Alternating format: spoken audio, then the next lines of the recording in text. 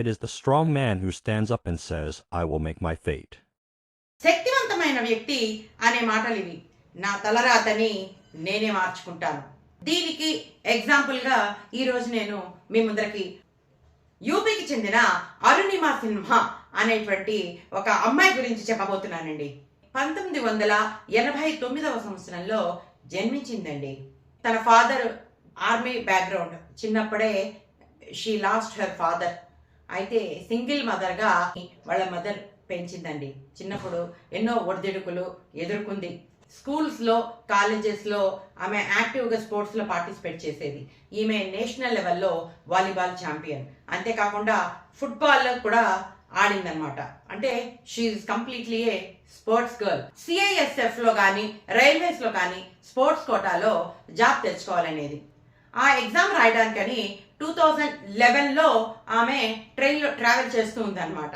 ఆ ట్రావెల్ చేసే సమయంలో దొంగలు పడి ఈమె దగ్గర ఉన్న చైన్, బ్యాగ్ అన్ని లాక్కోబోతుంటే ఈమె ప్రతిఘటించింది. దానివల్ల ఆ దొంగలు ఈమెని ట్రైన్లోంచి తోసేస్తారనమాట. తోసేస్తే ఆమె కింద పడిపోతే అదే టైంకి పక్కనున్న ట్రాక్ లో ఇంకొక ట్రైన్ రావటం వల్ల ఈమె కాలు విరిగిపోయి నడుము, లిమ్స్ అన్ని కూడా ఫ్రాక్చర్ అయిపోయి she got admitted in to hospital. ఈ అమ్మాయి ఎంతో ధైర్యంగా ఆ పెయిన్ నే ఒక పవర్ గా మార్చుకుందండి.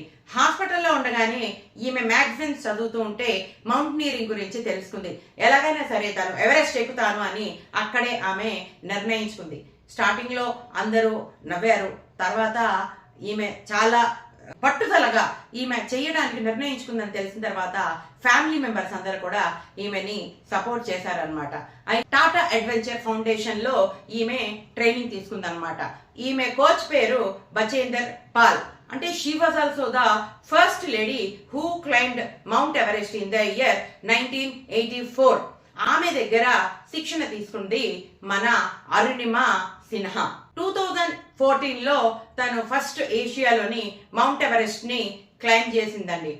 అయితే ఈమె first special women who climbed mount Everest. 7 continents లో ఉన్న అన్ని మౌంటైన్స్ ని కూడా ఈమె క్లైంబ్ చేసి 2015లో పద్మశ్రీ అవార్డుని అందుకుంది.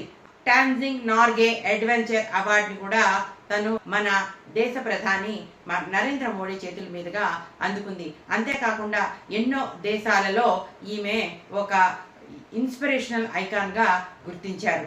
ఈమె జీవితము ఎంతో మందికి స్ఫూర్తిదాయకం అండి.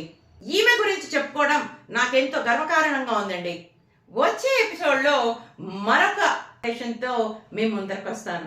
అంతవరకు సెలవు.